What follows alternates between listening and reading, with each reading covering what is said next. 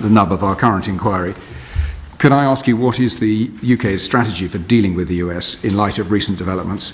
What are your priorities for the UK-US relationship? And what is your assessment of the extent to which the relationship will have changed in a way that will outlast the current administration? Oh, look, I think the fundamentals of our relationship with the United States are based on immense intelligence capability and shared capability in some areas under the Five Eyes system, huge military interoperability and working together, and we saw that last night over the Red Sea and Yemen. We've got 10,000 American troops based here in the UK, and obviously we are key partners within NATO. So, and the truth is, on many issues we are aligned. But it is true that sometimes we won't entirely agree. And it is also true that there may be differences between political perspectives. But the truth is, you know, whether it is Tony Blair, George Bush, or indeed Starmer, Trump, it doesn't matter who's in the White House or number 10, there are lots of ways in which the UK and the United States have to work together and be aligned. Now, a good opposition, certainly an opposition that is hoping to form a government in a year in which you anticipate an election, is doing everything it can to be close to those who might become the new government. That is why I spent a lot of my period as Shadow Foreign Secretary going to Washington. You know, I'm well known as one of Parliament's Atlanticists, good friends, both Democrats and Republicans. It's why we were with Donald Trump back in September before his election. We spent 3 hours with him. I was with the Prime Minister in Trump Tower, building relations. And I have to say, we have an incredible team, had an incredible team under Karen Pierce as ambassador in Washington, D.C., wonderful staff, doing a very good job to ensure that whoever won the election, the United Kingdom would be close. And I think you saw that manifest in the meeting that Keir Starmer had in the Oval Office in those early weeks into the Trump term. Now, on a range of issues, whether it's security in the Middle East, whether it's the war in Ukraine, we are playing our part, and I'm sure in further questions we'll go into that in detail. What we've said in relation to trade and tariffs is that we are an open economy. We continue to be an open economy and believe in open trade. We are in negotiation with the United States to get an economic agreement, and we're taking nothing off the table as we consider next steps. In fact, we're consulting with business on the effect of tariffs. Okay, thank you. Just by way of follow-up, the Guardian today is not terribly optimistic that we are in the front rank for a trade deal. What's your perspective on that? I read the Guardian. They're not always right. The Chancellor of the Exchequer was in DC last week on this subject. The Business Secretary, the Prime Minister's spokesperson on investment was also in the United States. We continue to negotiate with the United States, and we're working hard to get an economic agreement. Thank you. Baroness Crawley. Thank you, Chair. It's very good to have you here, Foreign Secretary. You must appreciate having a sit down for an hour and a half without anyone asking you to go anywhere. I'd like to ask you about our unique position as a bridge between the US and the EU. I'm in agreement with you and with the PM that the UK doesn't have to choose to ally with one or the other. But there are pinch points. If we're negotiating with the EU, there will be areas that will make it more difficult to negotiate with the US. How do you see the UK, in the national interest, managing that balancing act into the future with our trade and with our diplomatic relations? Let me just say that my instinct, as the Prime Minister has said, is that we should not choose and we should not set this up as a binary choice. It's a mistake. And in fact, when UK policy diverges in that way, it usually signals a mistake, the biggest of which in modern times was clearly the Suez Crisis, and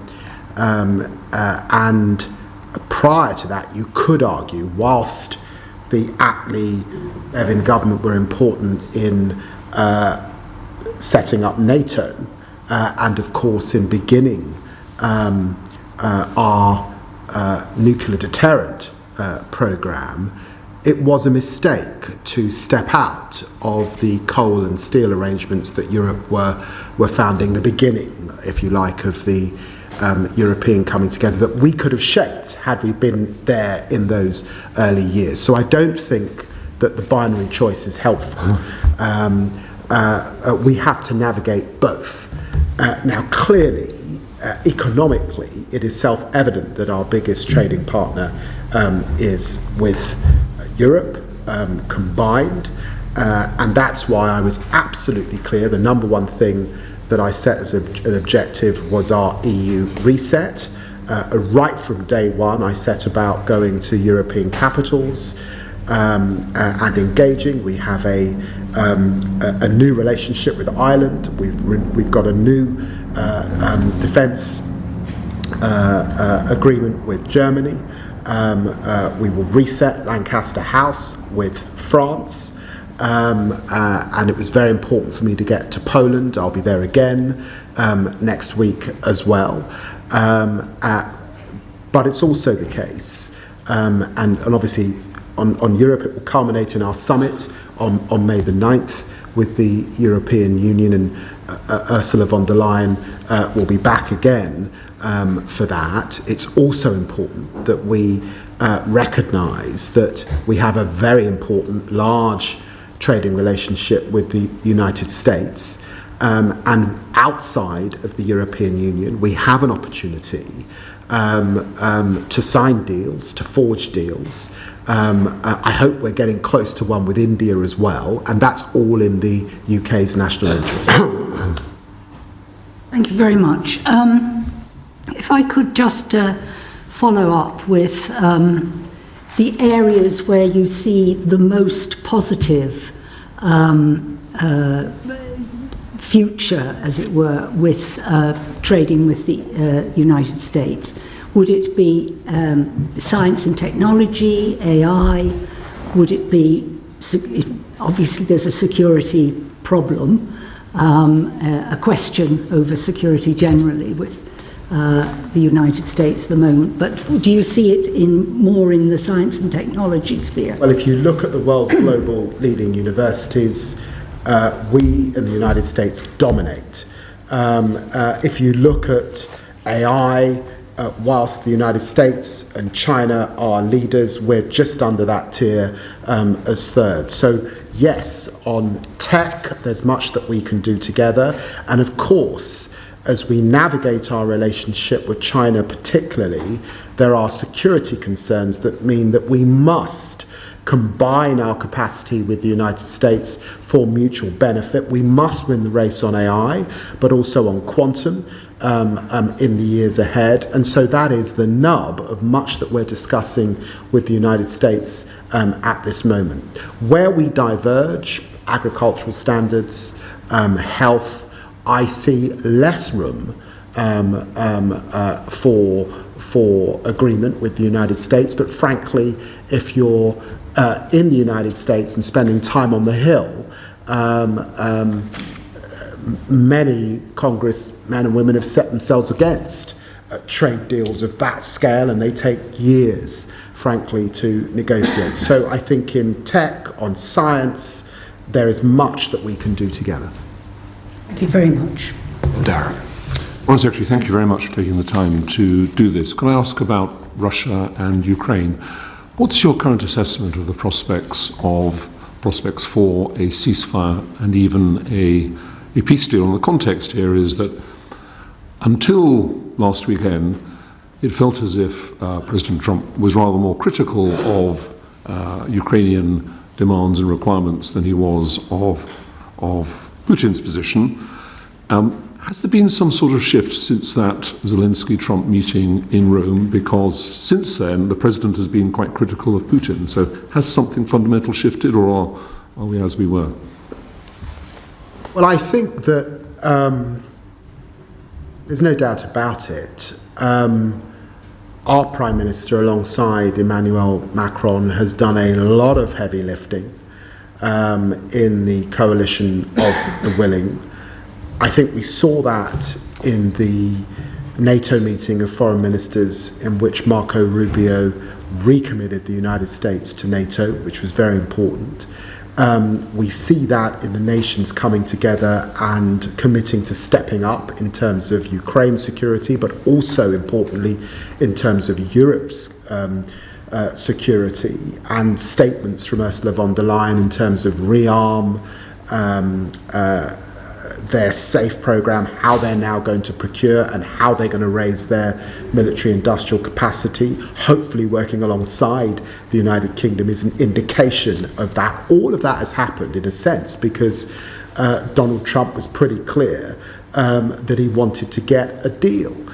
Now, I think that we see, and the images coming out of the Basilica at the Pope's funeral, I think were indicative of this, that actually, because of a lot of our effort, and indeed this time last week, I was with the Ukrainians, the Germans, the French, again ensuring that we aligned and got into the right place. That then went into the American system, and that's what Steve Witkoff took to Russia. So all attempts are going in to get the ceasefire, but in the end this is about the terms of the deal. And you still come back to, and I suspect this lies behind your question, you still come back to what is Russia's real intent. And the truth is, 2 weeks ago, Russian ballistic missiles killed 36, wounded 119 civilians in Sumy. The violence continues. There then was this gimmick of an Easter ceasefire. This is not the appearance of a serious country that wants to engage in a ceasefire, but I admire Donald Trump's efforts to try and bring this about. He is still in it to bring about those efforts, but he's also been clear that if this goes on, he is prepared to walk away from this current round of discussions at bringing this war to an end. Very quick supplementary, if I may. You see a lot of Marco Rubio, have done in recent weeks, I guess. How much visibility do you have of the detail of the US-Russia discussions? Because if you get a deal along, for example, the lines seem to have been leaked, it would involve lifting all the sanctions on Russia, which would require action from us and Europe as well as from the United States. So do you feel you're getting full visibility of where the US are going in these negotiations? Well, thank you for noticing that I'm spending a lot of time with Marco Rubio.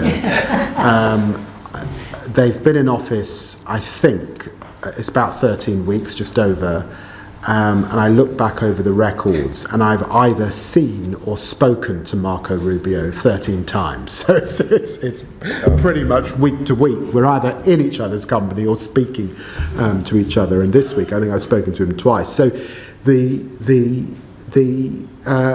we are well cited, not just on foreign minister's track, but it's also the case that the Prime Minister is speaking to the President almost as regularly as I've just indicated, and of course Jonathan Powell, as our NSA, is also speaking to Mike Waltz, and then all of us are speaking to Steve Witkoff as he shuttles around the world. So we are pretty well sighted, and you will know we've got capability to understand in lots of ways also what others are saying about what kind of deal we might land, and we listen carefully to what Putin himself says about the kind of deal he wants. And at the moment, if you look carefully at his language, it's a maximalist offer, largely the same that it was at the outbreak of this war.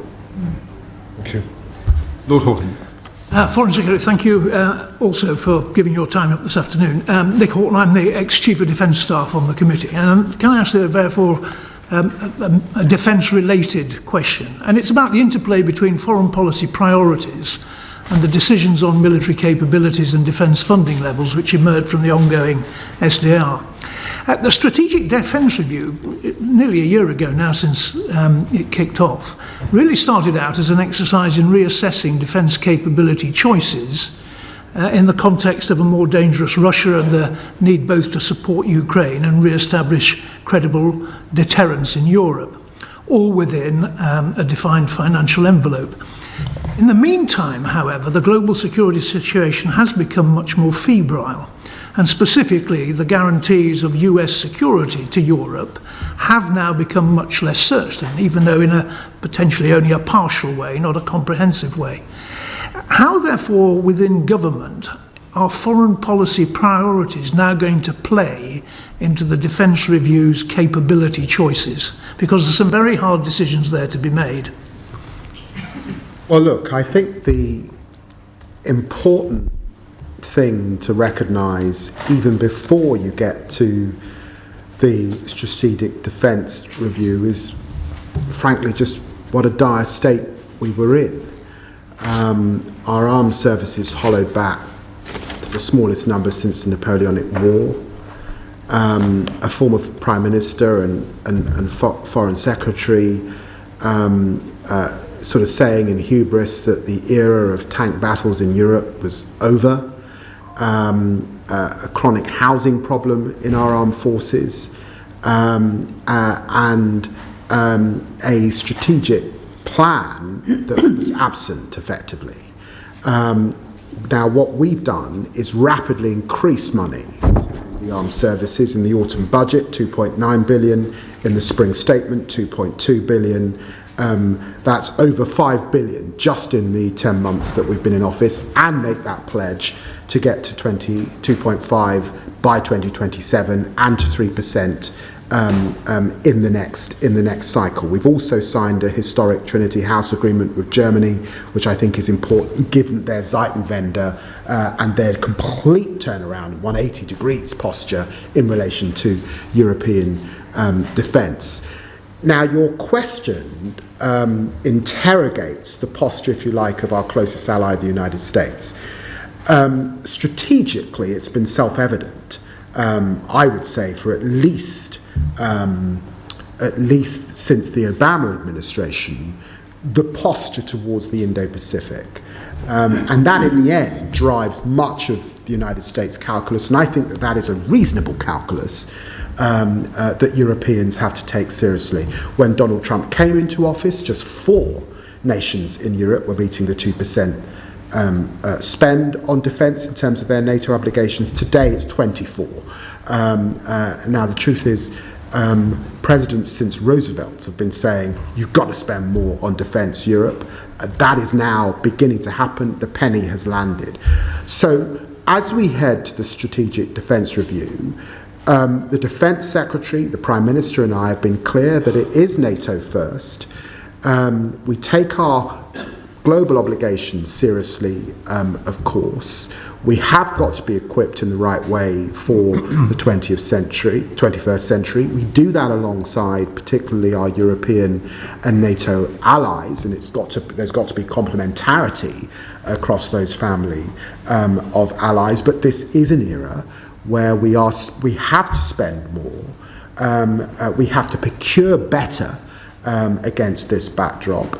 And we have to be seen to meet our obligations and step up to those obligations. And I think you've seen that with Keir Starmer. And I think it was encapsulated really very well after the falling out we saw between President Trump and Zelensky in the Oval Office. Where did Zelensky come? What was the first phone call from the Prime Minister? Where did he come on that Saturday morning? There was a sense that the United Kingdom was back playing that important role. I absolutely applaud what the government has done thus far, and there is undoubtedly the uplift promised in defence funding. But given the remarkable low base from which we are starting, which is 2%, out of which comes a significant amount on the nuclear deterrent, a significant amount on pensions, we were, you may be aware, what you inherited was our performance as the 32nd of 32 countries in NATO in meeting our NATO military targets. So we were bottom of the league. The indications on uplift that have been made in the context of the almost certainty that Trump will come to the June summit of NATO, demanding of European NATO that it takes on the burden of conventional deterrence in Europe.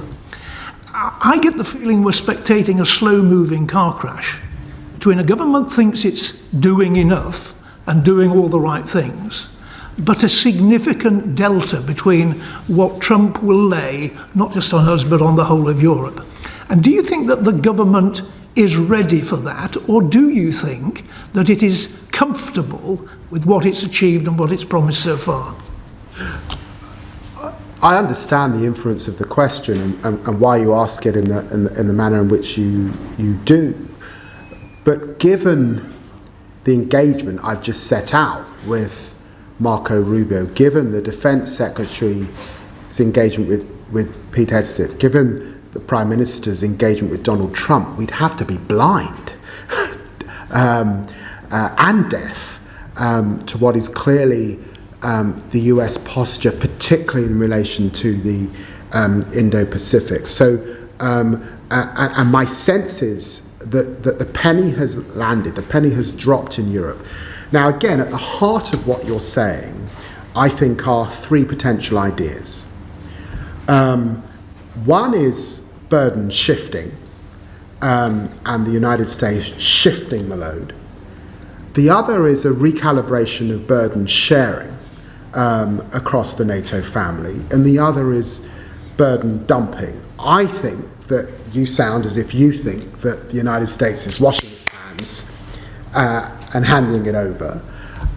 What I heard from Secretary of State Rubio was, and I think all of us did in NATO, was something quite different. They are still committed to NATO. And let's be clear, in relation to Ukraine, Starlink, intelligence sharing and capability, the money that was signed off under Joe Biden, which goes right into the autumn, all still there.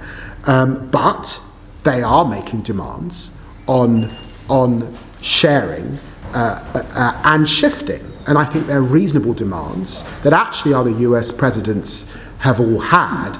This president has a particular style, but actually Europe is paying attention.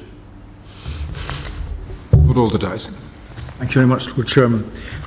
Foreign Secretary, we have a world that is changing quite radically and unpredictably. And one change is that even during the depth of the Cold War, there were diplomatic and political and professional and scientific exchanges and meetings going on. Even our nuclear physicists from the Soviet Union, United States, United Kingdom, France, were meeting with each other through Pugwash and the American Academy of Sciences and the Russian Academy of Sciences. All of that stopped with the Russia-Ukraine war.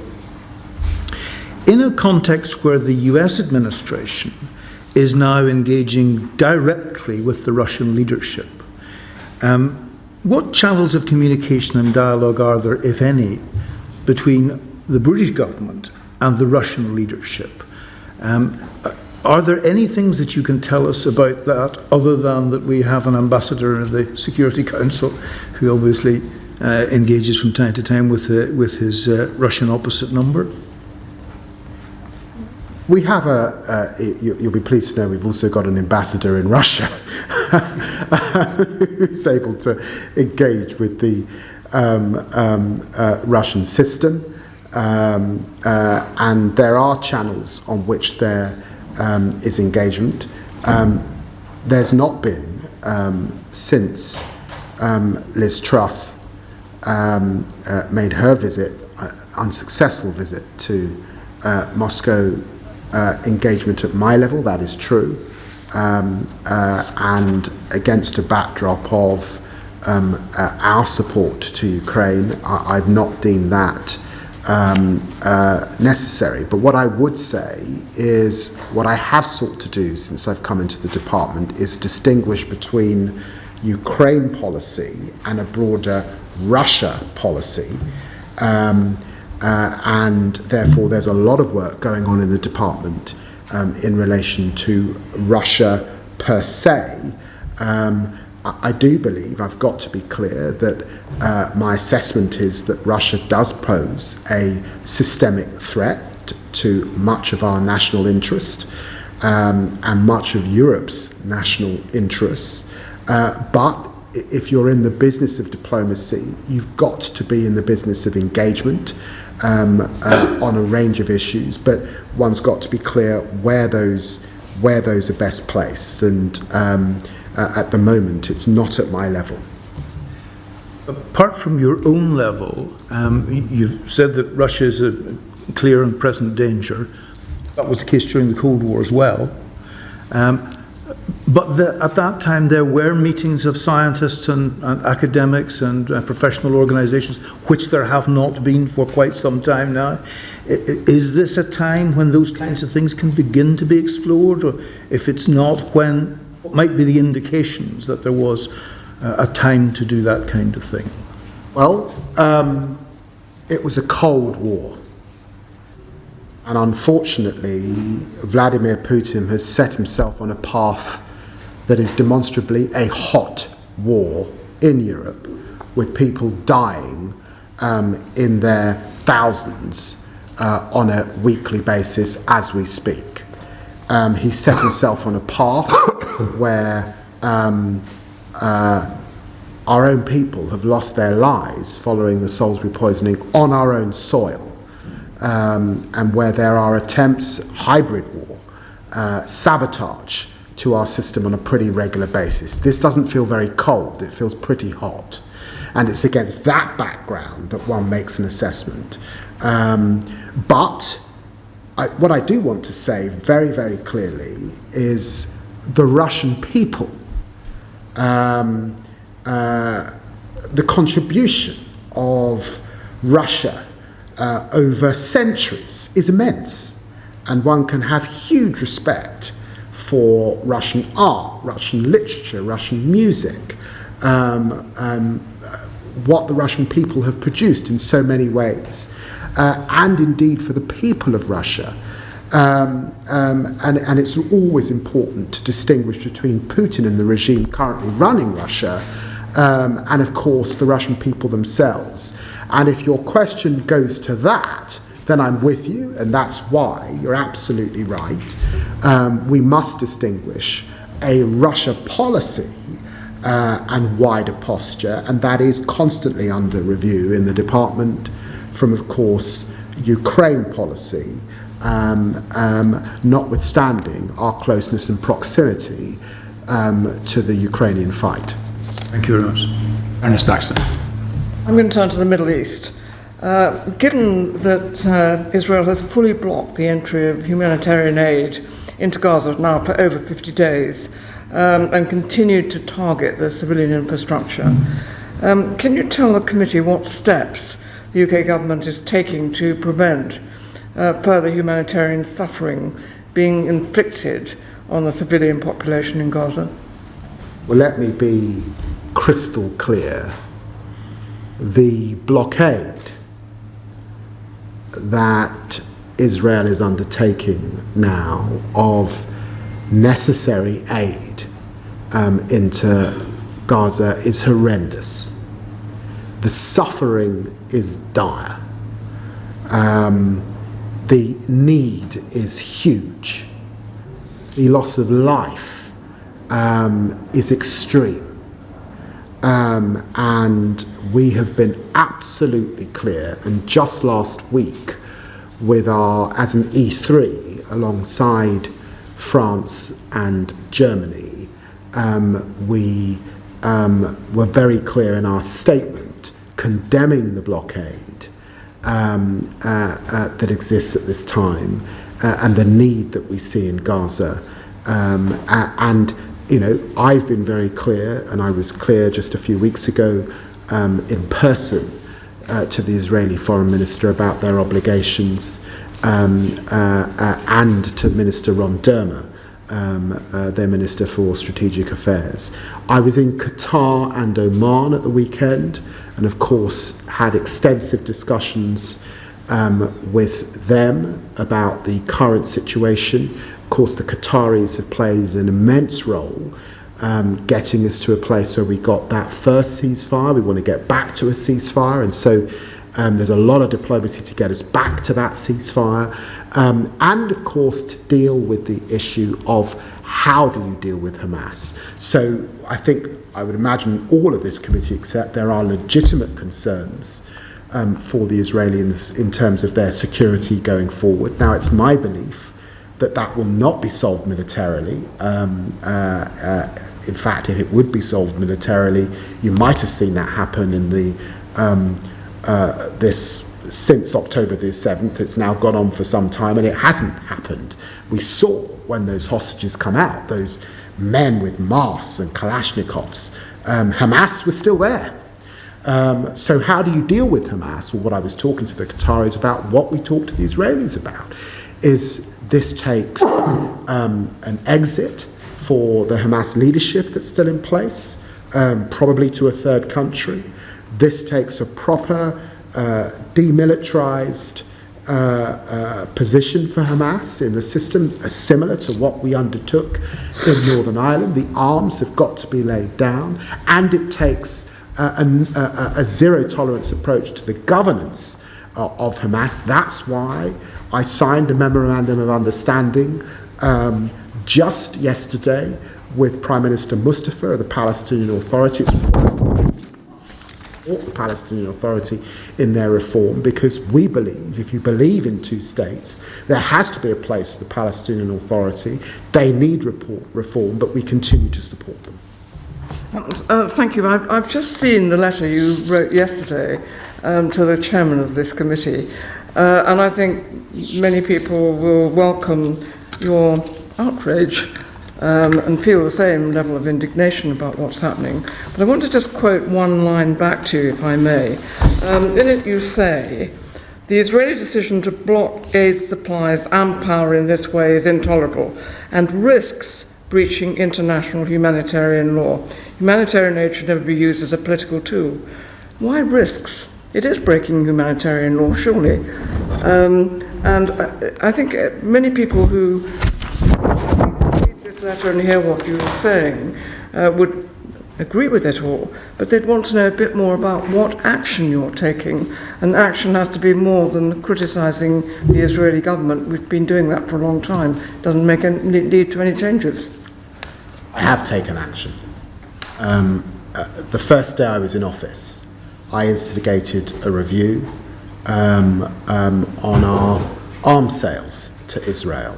And with regret, I announced in Parliament back last September that we would not be continuing to supply arms that Israel can use in Gaza, because I believed, on the basis of our export licensing regime that was set up actually or revised under the last government, that there was a clear risk of a breach of international humanitarian law. That's the criteria I used against that sober assessment that was made.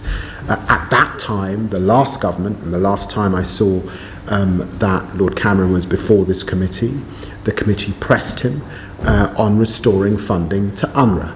I restored funding to UNRWA. There were concerns about just how much aid and commitment we were giving to Gaza. I increased our spend in Gaza, notwithstanding the issues about the aid actually getting in. So I have acted. I've now been to Israel, I think, 3 times in this last period. There's been a lot of engagement, of course, with Arab partners. I support the Arab plan. We want to improve it, particularly in relation to Israel's security and Hamas, and that was why I was in Qatar at the weekend. So a lot of diplomacy, a lot of engagement, a lot of working with partners. That means also working with the United States and Steve Witkoff in particular. Let's get that ceasefire back on track. And of course, also understanding the malign behaviour that sits behind a lot of the problems in the Middle East, and that's Iran, which is another subject that we could talk about, and a lot of engagement too on that file.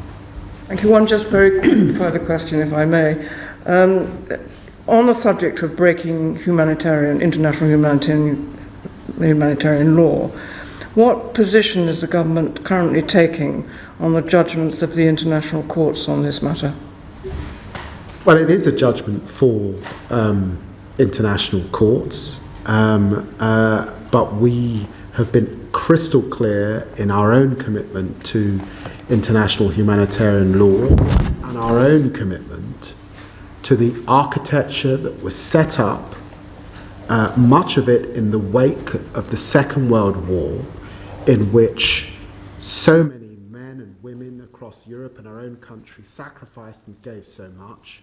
An architecture that was set up by pioneers within our own country.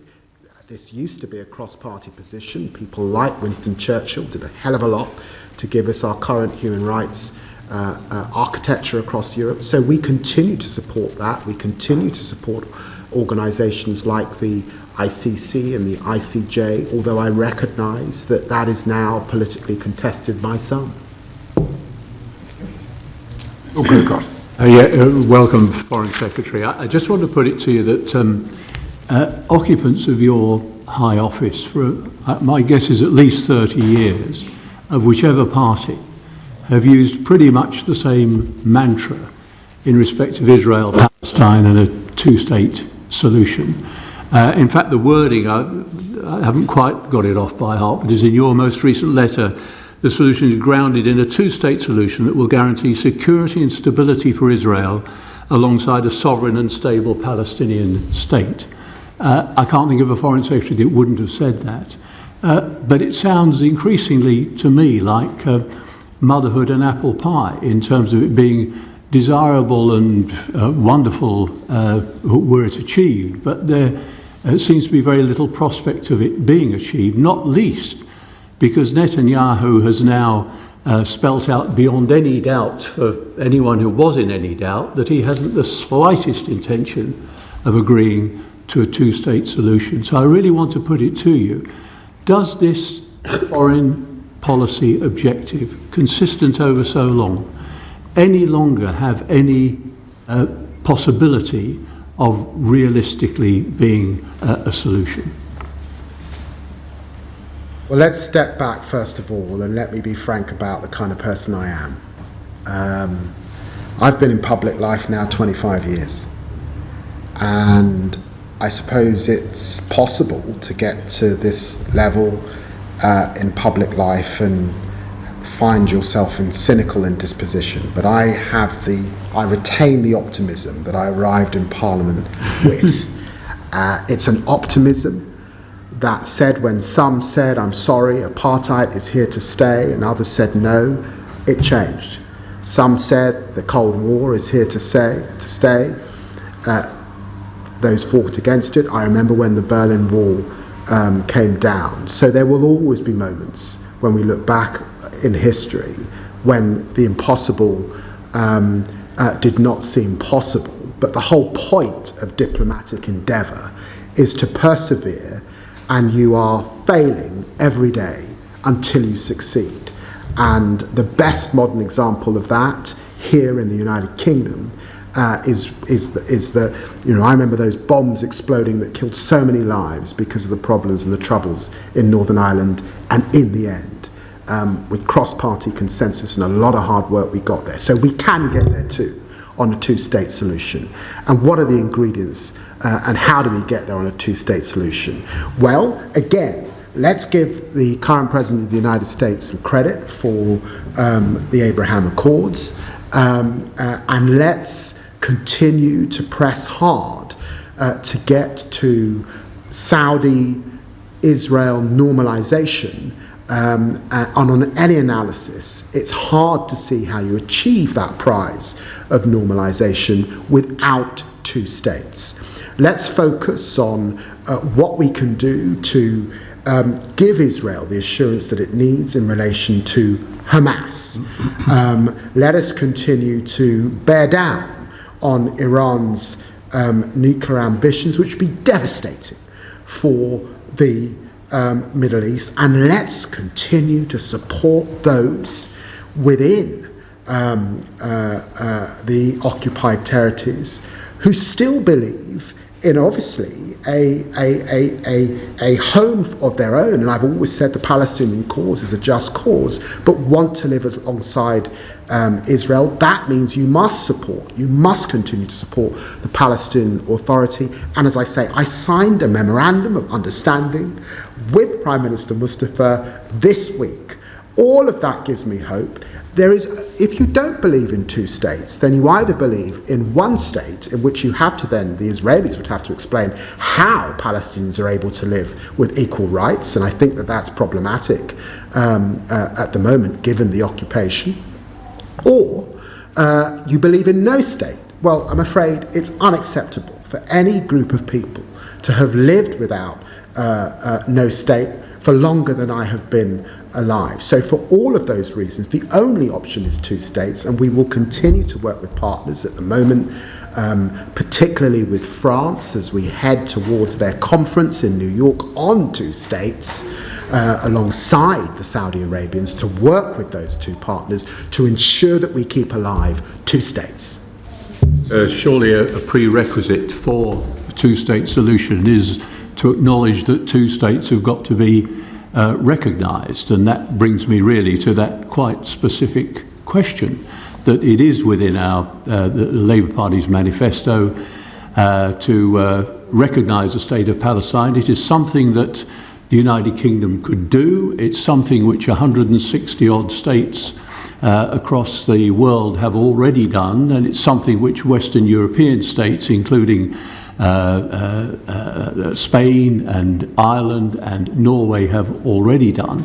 Isn't that some quite specific decision within the power of the British government, if necessary without reference to anyone else, but obviously preferably in collusion with other people, that would make a positive step that would say to the Palestinians, your position is not hopeless, which, as you've rightly described, has sometimes appeared a bit like that during our lifetime. When is that likely to be achieved? Because, of course, if we wait until Israel says, yes, we agree with that, then it's simply not going to be achieved, certainly not during the course of the life of this government. Well, I understand why you raise that, Lord Grocott, and let me be clear, no one has a veto on when the United Kingdom recognises that Palestinian state. That's the first thing. The second thing is that I recognise that there are some who see this as symbolic, and there are countries in Europe that have taken this step recently. But on another set of questions I got from the committee, whilst it was a symbolic act, you've got to ask yourself, did it change much on the ground? And the sad conclusion is, it didn't. And so we have always said that recognition is not the end in of itself. Two states is the end in of itself. And we would prefer recognition as part of a process to that two states. And so we will continue to talk to partners about that. President Macron has had a lot to say about that most recently, alongside the Saudis, and of course we are in discussion with them at this time, and we take and this is a solemn undertaking, as members of the UN Security Council, we take, and Britain has always played that role, to contribute to progress on the ground, not just a symbolic act. And that's the detail and the granularity of the diplomacy and our engagement at this point in time. But I should say to you, because this is important, settlement expansion at the moment is undermining the viability of two states, and settler violence levels are shocking. In the last year, we've had 59 illegal outposts on the West Bank. In 2024, the average was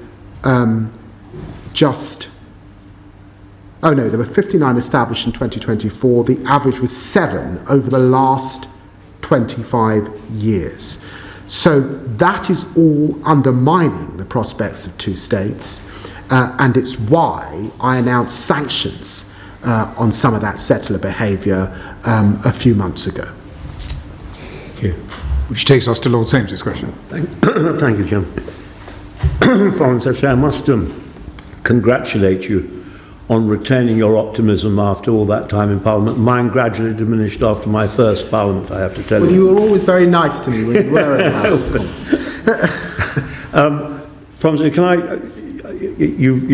we've asked these questions, I don't want to repeat myself endlessly, but we're now at nearly 300 illegal settlements. Everyone is illegal, everyone is an obstacle to peace and an obstacle to a two-state solution, or whatever way it should turn out. And I just wanted to ask you, even though you've been very clear in what you've said, but what further steps do you believe that the British government can take to prevent Israel from building further settlements, which are absolutely illegal under international law, and what are the implications of Israel's settlement activities for the stability of a two-state solution? Well, I think you've dealt with that. But just the first bit, I very much agree with Lady Blackstone that every Foreign Secretary, because of the way it is, has always been, Lord Greycock was always been in the same position on this, and you have been robust, and I'm glad that our Foreign Secretary is robust. But these settlements are actually making it impossible for there ever to be a two-state solution, because there isn't any room for a second state. Well, I think you're right, drawing on so many years of experience in foreign policy, to place great emphasis, like Lord Greycock has, on this area of behaviour, because of the rapid acceleration we've seen in this last period of time under the current government in Israel. It's undermining the progress that was made in Oslo. It's undermining the 1967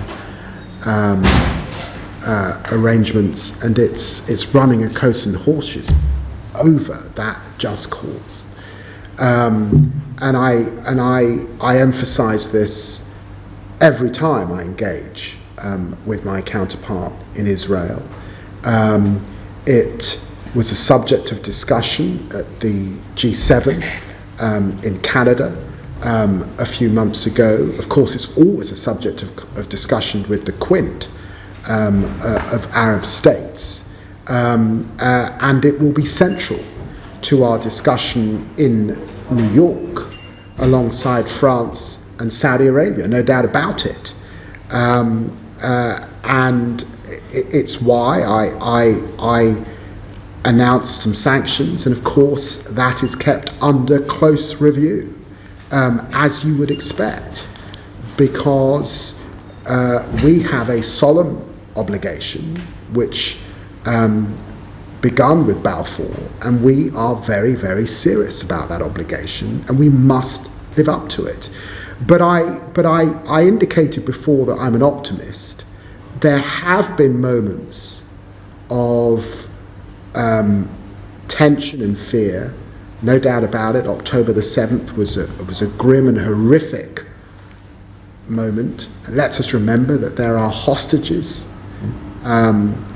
who are still not with their families at this time. But even against that backdrop, we there was progress in the Middle East after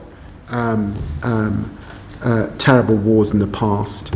Let us seize this moment to get progress, notwithstanding how grim it is at this time. Thank you very much. Well, Darren.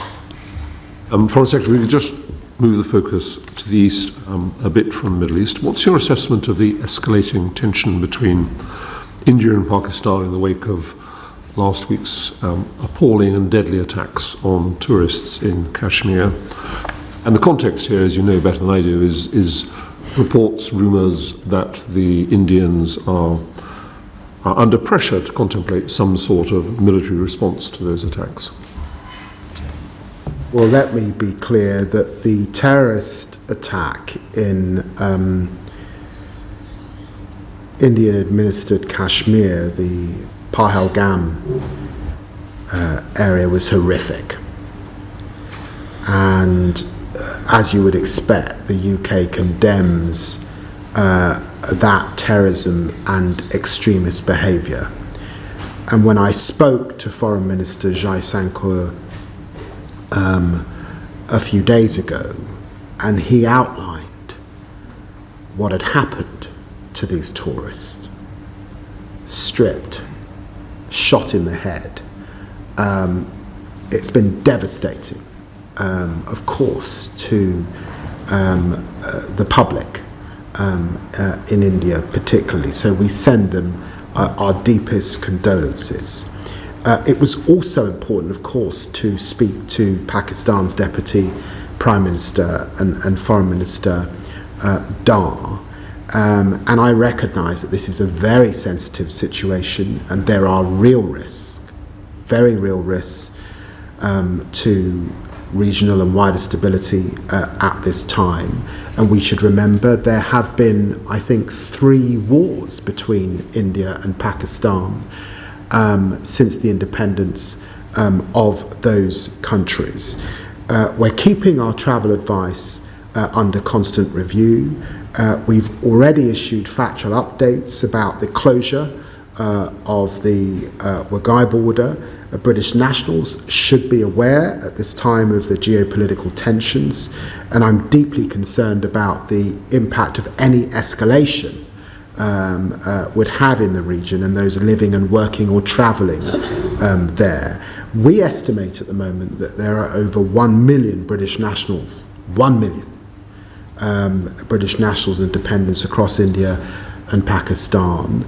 So of course I'll be reviewing our plans with ministerial colleagues in the coming days, but I want to say that this is a very different situation to evacuations in other crises in recent history. The challenge of a significant escalation would be of a different order, and that is why, because we are talking in the end about 2 nuclear powers, that all efforts on diplomacy are going in. It's why I spoke to my counterparts. It's why our NSA has spoken to his, of course. It's why we're urging de-escalation and cool and calm heads, notwithstanding the tensions at this time. And of course, I spoke to Secretary of State Rubio about this a short while ago as well. Thank you. Baroness Fraser. Thank you. Foreign Secretary, given your recent visit to Beijing, could you tell us what surprised you, or perhaps what disappointed you? What is your assessment of the UK's relationship with the People's Republic of China, and how do you think the Chinese leadership view the UK, and what are the government's priorities for UK-Chinese relations? Well, look, thank you for the question, and let me just give the context, I think, because I think it's important. We have come out of a period of inconsistency, vast inconsistency between the golden era of David Cameron and drinking a beer with President Xi and the Liz Truss approach to China, and the disengagement, the complete disengagement. So when I went to Beijing, I was going after 6 years of disengagement of activity, really, from China. And so I've been really clear. I was clear in opposition, clear in office. There are areas where we cooperate with China, and we must cooperate with China. Things like climate, global health, very important areas. We can trade with China as well. The United States has managed to increase its trade with China. This is prior to the tariffs. Increased its trade with China whilst being really tough on issues of security. So there are areas where, of course, we'll compete and where we'll challenge. And when I was in China on Jimmy Lai, on the situation in Hong Kong, on the sanctions against British parliamentarians, these are areas where we will continue our human rights concerns in Xinjiang. We will continue to challenge China most definitely. We're doing a complete audit of our relations with China. We've got a national security review underway that will also publish shortly. So we're clear-eyed about our relationship, but I think it has been important that I have been, my counterpart has come from China, that the Prime Minister has indicated that he will go to China, that the Chancellor of the Exchequer has been there, that the Net Zero Secretary has also gone, because in the end, this is a global power that it's hugely important that Britain has a relationship, is engaged with, able to disagree, and sometimes pretty vociferously, but also able to act in our country's national interest as well. Thank you. You mentioned that you're undertaking an audit. This committee produced a report on China in 2021, before my time. It criticised, as you have alluded to, the then government's approach to China, and it called for that the government needed a clear, unified strategy. So has this changed, and if so, how? And as a subset of that, the report also identified there was a deficiency in China-related knowledge and expertise within UK government and civil service. Has this been addressed since 2021, or do you feel that this is still could be the case? Well, the China audit, I think, will address that issue. And I have been very clear, and I've said this to the new Perm Sec, who's just alongside me, that capability in the department's really important. That's actually both in terms of our embassy in China. I've lost count with the amount of embassies I've visited since becoming a Foreign Secretary. I've travelled so much over this last period, but I don't think I found an embassy in worse condition than our embassy currently in China. And I've been really clear that in terms of capability, Mandarin speaking, and the next generation of capability of diplomats, that in this change cycle that we're in, and the 2030 ambition that that the PermSec can say a bit more about, we do have to ensure that we have that capability across the range, and Mandarin speaking is a fundamental part of that. And finally, because I've just got a little bit of time, China's Belt and Road Initiative has become the central instrument of Beijing's global influence strategy. As Western commitments to aid decline, particularly with our own cuts to budgets and to the USAID program, how can we ensure that China's not just stepping into the breach? Well, I think that is a topic of concern.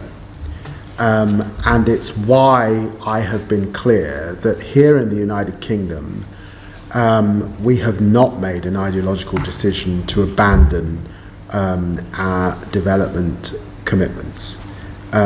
Even after the changes that we have made, we will still be the 6th biggest development power and spender, and that's hugely important. 1, and 2, actually in the calibration that we've made, and I see it a bit like an accordion. If you look over the last 50 or 60 years of the UK, if at one end of the accordion you have hard power, then you get to diplomacy and our diplomatic footprint across the world and our work in the multilateral system as well as bilaterally. Then you get to soft power, which includes, of course, development, but also fantastic organisations like the British Council, the BBC World Service. Actually, that's always gone up and down across different eras. And sometimes investing in hard power saves lives. By the way, the war in Ukraine has cost the continent of Africa, some estimates 7 billion, upwards 9. And so us investing in hard power at this time is important for global security and saves lives not just in our own country. But against that backdrop, if you abandon development entirely, then others will step into the mix. And that's why it's important that we are still a force in the world on development, and we will be, even after the adjustments that we've had to make. Bruce. Baroness Fraser slightly preempted my question, which is about soft power. And I need to declare an interest, as I've been an advisor to DAI, who deliver development programs for both USAID and the UK government. But soft power delivered through official development assistance, the British Council, the World Service, arguably is more required at a time of convulsion, and yet we are rowing back from it, in spite of what you've just said. So can I ask you some specific questions about those particular agencies? So will the government release the British Council from its pandemic ban commercial loan, which is causing it real financial difficulties, and which we've actually written to you about? It's a commercial loan, and it's compromising the British Council, who told us when they came here they were 30 days from being insolvent. Will you commit more long-term support to the BBC World Service rather than having it funded by hard-pressed licence payers? And will you have a look at the impact of particularly next year's cuts in ODA, not least given the amount that is being diverted for domestic refugees and asylum seekers?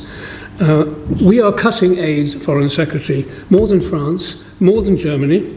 The EU is maintaining it. Japan is increasing it. So, frankly, isn't the government really weighing back? The rhetoric's great. The actual delivery is cuts, cuts, cuts, and undermining of what we used to be really, really proud world leaders in. Well, that was quite a list. So let me just have a sip of water and address that list. First thing is, I actually increased funding to the BBC World Service.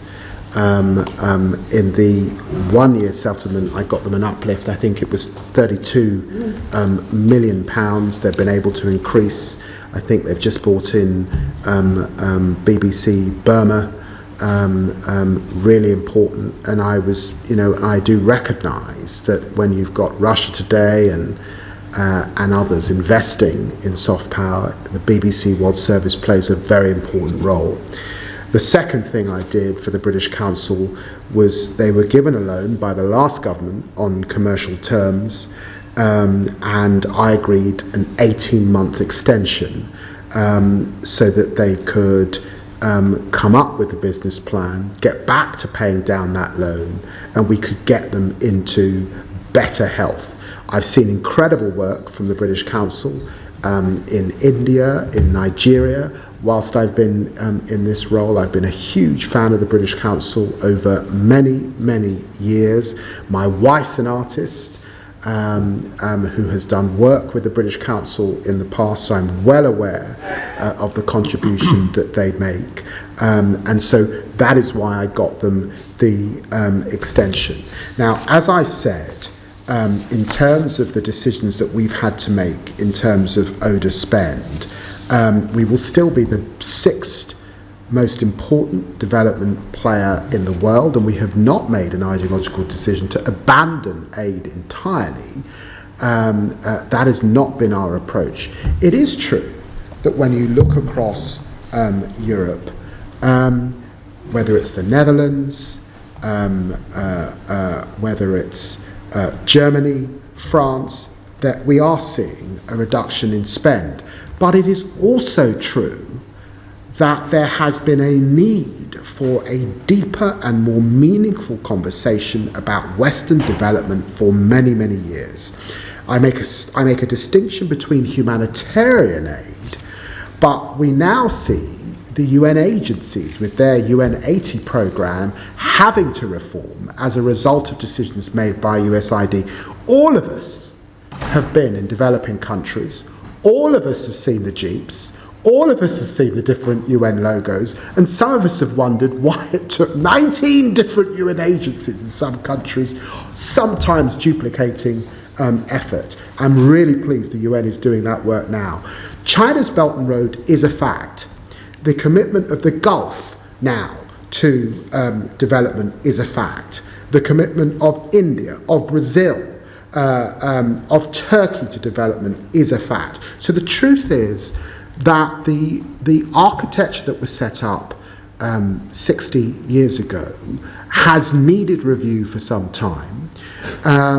Our review is committed to ensuring that in Gaza, in Sudan, in Ukraine, we meet our obligations. We continue to support fantastic organisations like BII, which do an incredible job. We will still be there on climate, and we will still try and support the poorest in the most fragile states, which is why I made my commitment to Sudan. But the truth is, we do have to recognise that a conversation about reform is long overdue. I think, too, I want to have a conference that brings together the Western community on development and aid and how we spend that aid, because the time is now right for leadership, and it's also right for being sharper and smarter about the way we spend our money across the board. I'll just make one suggestion. I mean, reform would be better before the cuts rather than after the cuts. But the second point is, what about a cross-UK approach, bringing trade, investment, diplomacy, culture, all of these things together as a single offer? I've had ambassadors and high commissioners say actually the British offer across Africa and the Commonwealth is a bit complicated and confused. So is that a suggestion that we could do to ensure that our visibility is not dropping below the radar, which a lot of people in Africa say it has? Your instinct that reform is better before the cuts is probably fair. It's why I announced the Soft Power Council, and it's why I announced the Africa approach. All of that came before the decisions that we had to make on development spend. But what I was sort of suggesting is that it's not just about the UK acting unilaterally, it's about a family of nations committed to development. And I think there's got to be a wider conversation alongside UN agency, and it's that leadership position that I hope the UK can take up in the coming months as we make decisions. But I want to be crystal clear that there is still a commitment to development. We still want to get back to more spend, by the way, when we get back to growth. And I'm absolutely clear that investing in hard power also saves lives and is also important to global security. Thank you. Foreign Secretary, sticking with the theme of the World Service, in your recent visit to the Western Balkans, you warned of the, and I quote, the long hand of Russian interference in the region. One of the recommendations in one of this committee's earlier reports following an inquiry into the Western Balkans was that the government should provide funding directly for the creation of a BBC Albanian service. Nothing, of course, inherently to do with either Albania or Albanian, but in order to counter Russian disinformation in Kosovo, where the majority of the population are Albanian speakers. And as we've seen what a success BBC Serbia has been, would you not agree now that it would be a sensible, self-interested move to create or to provide the funding for a BBC Albanian service? And perhaps I could tack on a quick related question to that main question and ask you if you could clarify whether the future model for sustainable funding for the World Service is expected to emerge from the spending review or from the Charter review, because I've heard both versions from different ministers.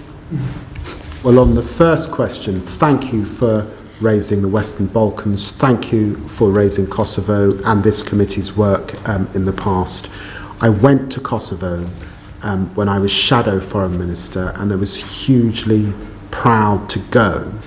And I came back from that visit concerned that the UK leadership role that begun under Tony Blair was a little diminished following our exit from the European Union and the slightly more isolation, or the looking inwards that followed that decision.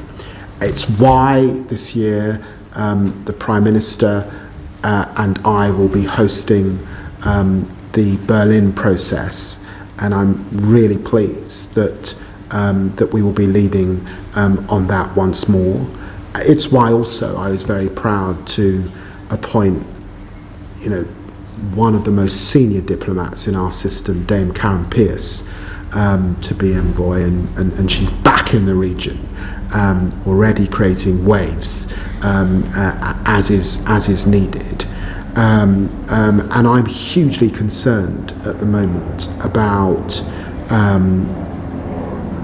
Russian disinformation and influence. I'm very worried about what's happening in Bosnia-Herzegovina and the Republic of Srpska. It's really very, very challenging and worrying indeed, and it's why we have to be present. Your question about the BBC World Service is well put and well made. These have to be matters for the BBC, not for the government. But what I will do is I will write to the BBC and indicate to them that I am sympathetic to the position that this committee has put, but it must be properly a matter for them. Of course, the overall settlement will be determined by the spending review, but the Charter review is vital and fundamental in this regard, because in the end, the BBC derives much of its funding from that Charter review, and that necessarily affects the BBC World Service as well. And so both, I think, are pertinent to the subject at hand. Thank you. Well, Bruce. Just very quickly, can I ask you a question about Sudan? Obviously, you hosted the London conference, which was perhaps predictably inconclusive given the difficulty. Do you see what the next steps could be, given that there are agencies outside that are turning it into a proxy war? What can the UK do with partners to promote the opportunity for actual internal negotiation involving citizens, involving women, to try and deliver a Sudan-based solution rather than one that is being driven by external forces who have other interests than the welfare of perhaps of the people of Sudan? Well, let me say from the outset, having gone to the Ardri crossing, and up to the border in Chad, the scenes that I witnessed were heartbreaking. The pain and suffering of millions of women and children should offend the entire planet. And it has staggered me, frankly. I think I was asked a question about what I had or had not expected in this role. It has staggered me, the indifference and the lack of outrage at the catastrophe that is the crisis in Sudan at this time. And so one of the reasons that I had the conference and the convening here in London was, of course, to achieve greater pledging and money for the people of Sudan, and we achieved that with 800 million committed, which is hugely important, given I can't say that the war will come to an end in the coming weeks. 2, to bring all of those who have a stake in this crisis around the table and into the room, and we were able to issue a chair's statement. And if you read that statement, it was a good piece of work, drafted, of course, by tireless officials, and I must thank the whole team that were working on this in the department for their huge endeavour over many months to land this conference. And of course it put a spotlight back on this issue nationally and internationally, which was precisely what I wanted to do. As you know, a few months back I put down a resolution in the United Nations. Unbelievably, Russia blocked the resolution. Russia, who claims to stand with African nations and be this great voice for the global South, committed to even more suffering in Sudan. I hope that they will think again. There's a lot of diplomatic effort going in to try and get the Russians to think again. And we will continue to work with partner countries, and specifically to bolster and work with the African Union, because we have got to have Africa-led approaches to Africa's conflict, supported by the international community, but alongside the African Union. And all of that effort will go in over the coming months. Thank you.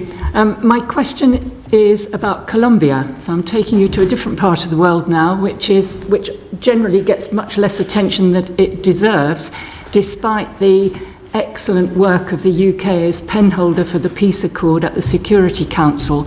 And I was very pleased to see only earlier this month in the report to the Security Council that you emphasise the UK's full support for the UN mission of verification for the peace accord. But as you'll know, this mission requires the annual renewal agreement from all members of the Security Council, or at least no one voting against. And as the current mandate expires in October, it's not clear at the moment what the US's position might be on renewal, and it would be disastrous, of course, if it decided to vote against. So I'd be very interested to know, Foreign Secretary, what your assessment is of that situation, and also your assessment of the prospects of resuming the peace talks with the ELN, which broke down in January.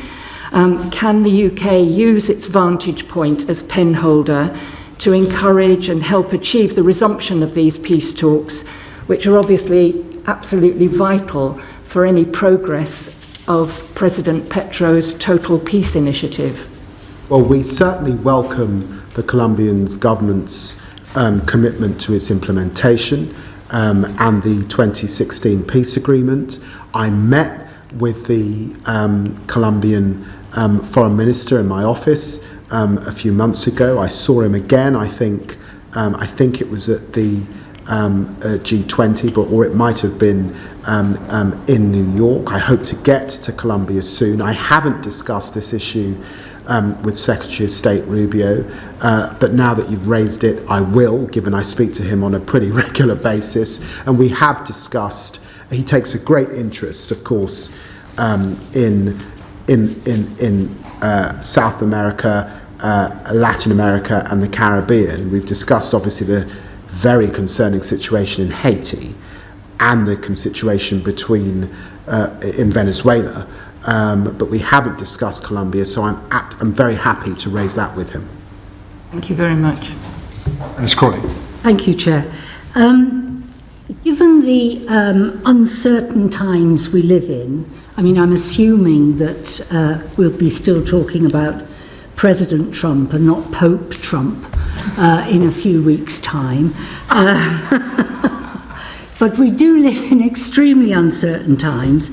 And I wondered what you were doing in-house to review the way the FCDO is working, how the departments are bringing forward plans within the context of this new diplomatic world that we live in. Well, I'm going to bring the Perm Sec in here because I saw that David Cameron was so mean he didn't allow Philip Barton to get a word in edgeways last time, and I'm determined not to follow that path. But let me set the vision and then ask the Perm Sec to talk a bit about the how, because this is really important. I am the first Foreign Secretary since William Hague to have shadowed the role in opposition for 3 years, and to be able to come to my own assessment and obviously to speak to lots of people about where we needed to do better. There are thematic issues that have been important for me to set in the right place in the department. So I think we've got to do better on growth. We've got to be the international delivery arm of the government on growth and economic diplomacy. We have a huge role to play on migration, on returns, but alongside the Home Office, on the upstream work in countries. And so I'm really pleased that we've set up a joint unit working alongside the Home Office on that issue. There's more to do on illicit finance. And we have to meet our climate commitments and continue to lead in the world. And with COP coming up in Brazil, I think you'll see a lot more of that with the UK standing alongside our Brazilian partners. So there's important thematic work that we have to do. But I also felt when I came into the department that we weren't embracing technology enough. The AI revolution is happening before our eyes. There's much more we can do to free up diplomats, to do more, perhaps less in Whitehall, more overseas in the coming years. The department felt a bit top heavy, and I'd asked the Perm Sec to look at that issue. I set up 3 reviews that looked at development, that looked at economic diplomacy, our relations with middle powers, also, and the result of those reviews with a new Perm Sec, and I think we got the best, one of the best people in the system, if you like, who's been in Whitehall. It's always embarrassing when someone, but in Whitehall. Working in very senior roles, but also not completely of the system in terms of not being a diplomat, but someone who could hold their own in Whitehall, because there was also a sense that the Foreign Office wasn't, as a big department of state, had lost its ebb. So that was what I found in terms of the vision of what I wanted to achieve. And the Perm Sec's is absolutely in the weeds of how we're now going to do it.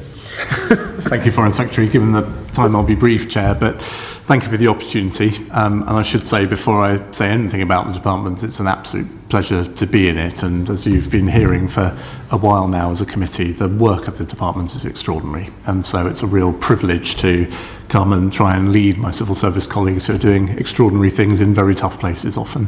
But as the Foreign Secretary says, you can't expect to win if you're standing still. And so what we're thinking about at the moment is, given that the department now has 6 clear priorities, the Foreign Secretary's just laid them out, from growth to development via security in Europe and climate and development.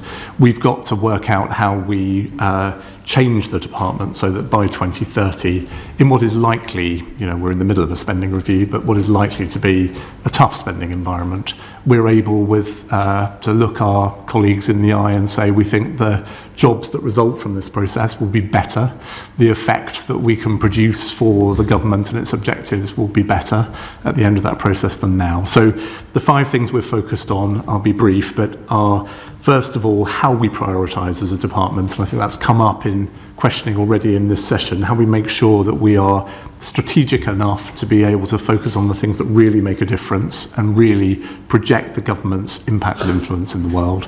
There is an understandable tendency to want to have something on everything, and that may be a luxury we can't quite afford over the coming period.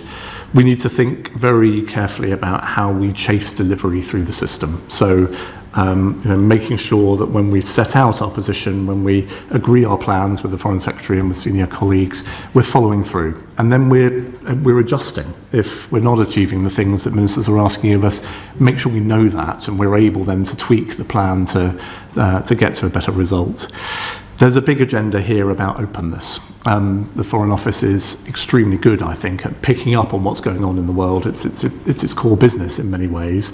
But sometimes it doesn't listen quite as carefully to people here in the United Kingdom. There is an extraordinarily rich culture of both learned commentary on foreign affairs, which obviously this committee benefits from, but also we are lucky enough in this country to have diaspora communities from almost every corner of the world.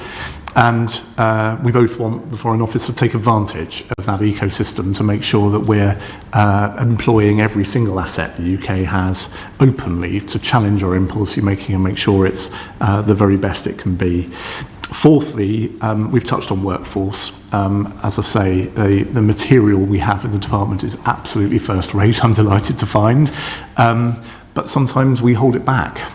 We haven't, this has been implied in 1 or 2 of the questions already today. We could do more to invest in the capability of our own workforce, whether it be in supporting the development of genuine Chinese and Mandarin expertise, or supporting that workforce in some of the most difficult to place workplaces in the world. There's a lot to do. And the Foreign Secretary announced in opposition, I think, a College of British Diplomacy, which will be our vehicle for really concentrating on the skills and development and talent that we've got in the department. And then finally, an important, if slightly dull-sounding word, efficiency. I come into the department, and of course, for good reasons, by decent people, processes have multiplied, and there is a job of work to be done just to streamline and to make sure, as the Foreign Secretary says, that we're taking advantage of the very best techniques and technology to give our people, often in tough jobs, the best tools we can. So those are the 5 things we're focused on as a leadership team. Foreign Secretary holding us to account. We get the spending review outcome hopefully now in a matter of weeks, and then we'll know exactly what we're delivering against for the next few years. Well, that's very interesting. Thank you very much. I think Baroness Blackstone wants to follow up. Yes, a quick one. But very briefly, many years ago I was involved in a huge study of our overrepresentation, overseas representation, and how we made foreign policy in London and around the world. And certainly the Foreign Office was then hugely top-heavy. So it's interesting that you've discovered, or think that it may be still. And I don't know whether the Permanent Secretary will agree, but the more top-heavy you are, the more you deny opportunities for your very able, younger and more junior people, and it's deeply frustrating for them. So I do hope you're able to address this one. But the second thing is that I've recently been overseas, and one of the criticisms that have been made of the Foreign Office in London is how immensely slow it is at making decisions, particularly about the allocation of funds for overseas development. So speed, I think, is of the essence to be more efficient. So that's a bit of feedback for you. You may have had it already. Thank you. Thank you. May I respond very briefly to the first point there? Just to say all of the questions that the Foreign Secretary has been asked this afternoon also do point to the need for good experience and judgment. And so, there is a careful balance to strike here, given we operate a rotational model of getting people out overseas about not slimming down too far at the top. But I am very alive to the risk that if you have too many senior people, the work drifts upwards, and you don't give younger diplomats and development officers the chance they need.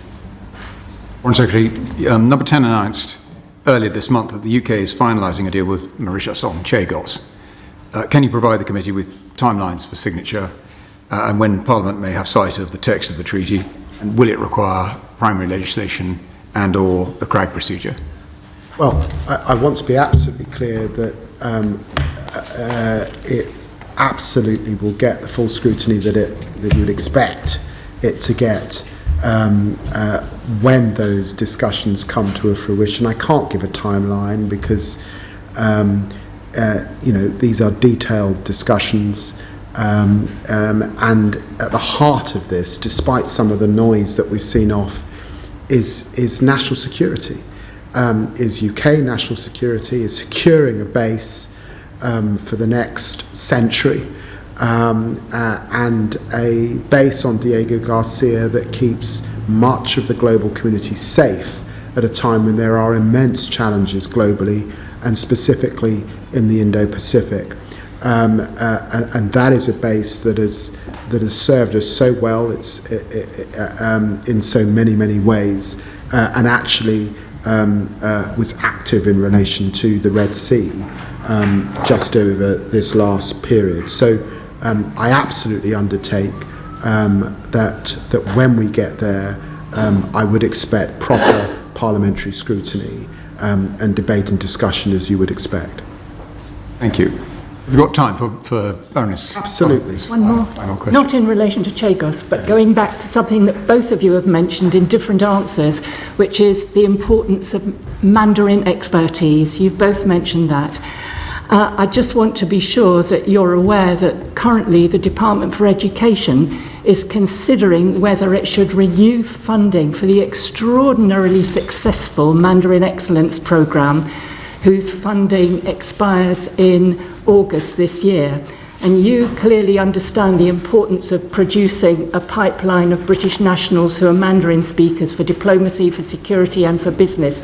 So I do hope you will make the views of the FCD and the needs of the FCDO known to the DFE before it makes a decision that would be a very backward-looking decision if the Mandarin Excellence Programme were to be cut. Let me just say one last thing to the committee that is important. It runs through much of, I hope, my contribution and the outlook of the department.